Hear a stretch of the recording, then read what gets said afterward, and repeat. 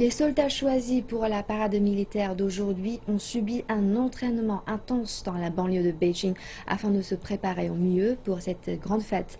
Notre journaliste Liu Fang est l'une des rares personnes à avoir eu la chance de visiter le site d'entraînement. Voici un reportage.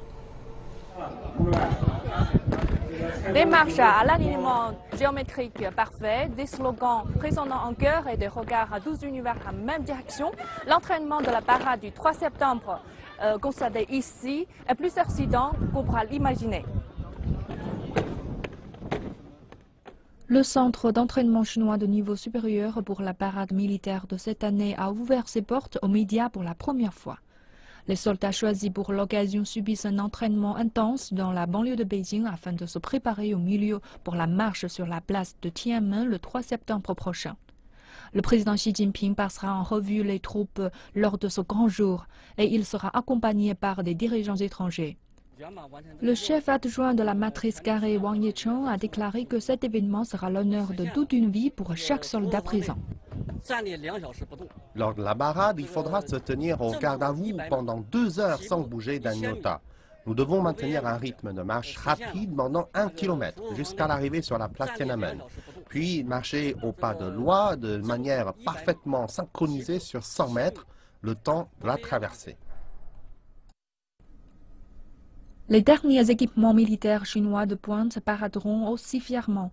Il y aura notamment les derniers modèles de chars, des missiles et des avions. L'armée doit classer ces équipements top secret jusqu'au jour de la parade. En tournant ces images, nous avons pu apercevoir de nouveaux mouvements, jamais vus lors des précédentes parades militaires. Et la symbolique garde d'honneur chinoise inclura pour la toute première fois des femmes soldats. Cheng Cheng affirme qu'elle meurt d'envie de défiler, même si cela n'est pas chose facile.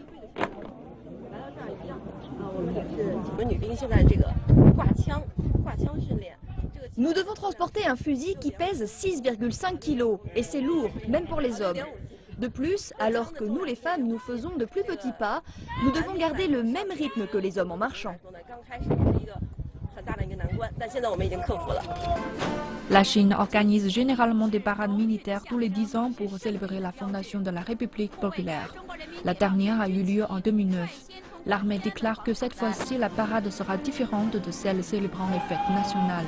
Celle-ci mettra l'accent sur la guerre de résistance contre l'agression japonaise.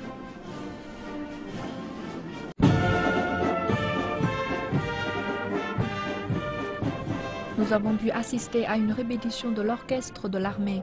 Il interprétera des chansons et jouera des symphonies juste devant l'estrade de Tiananmen pendant 4 heures sans s'arrêter le 3 septembre. Parmi les chansons sélectionnées figurent certaines écrites lors de la guerre de résistance pour stimuler le moral du peuple chinois. Le chef d'orchestre Zhang Haifeng a participé à 3 parades militaires depuis 1984. Les parades des journées nationales sont centrées sur les célébrations, donc nous jouerons une musique relativement douce. Cette fois-ci, nous donnerons plus de force à la musique. Le Japon a envahi la Chine lors de la Seconde Guerre mondiale, tuant ou blessant plus de 35 millions de Chinois. Les agresseurs japonais ont commis des atrocités telles que le massacre de Nanjing, trucidant plus de 300 000 civils en moins de 6 semaines. C'est la Chine qui a ouvert la voie lors de la guerre contre le fascisme sur le front oriental. La longue résistance acharnée de la Chine a permis de contenir fortement l'armée japonaise. Elle a de fait joué un rôle considérable dans la réussite de la stratégie des Alliés qui consistait à vaincre d'abord sur le front de l'Ouest avant de passer à l'Est. Par conséquent, tout le mérite revient aux vétérans chinois de la guerre, véritables témoins vivants de l'histoire. Les vétérans seront également passés en revue le 3 septembre prochain. Il y aura des vétérans communistes et des vétérans du Kuomintang. La plupart de ceux qui ont défendu la Chine contre les Japonais ont maintenant tous autour de 90 ans. Ils seront assis dans des véhicules qui traverseront la place Tiananmen. Le journal d'État, le quotidien du peuple, affirme que le but de la parade militaire sera d'une part de montrer le pouvoir militaire de la Chine et de montrer la détermination de Beijing de maintenir l'ordre post-Seconde Guerre mondiale. Liu Fang et Han Peng, CCTV.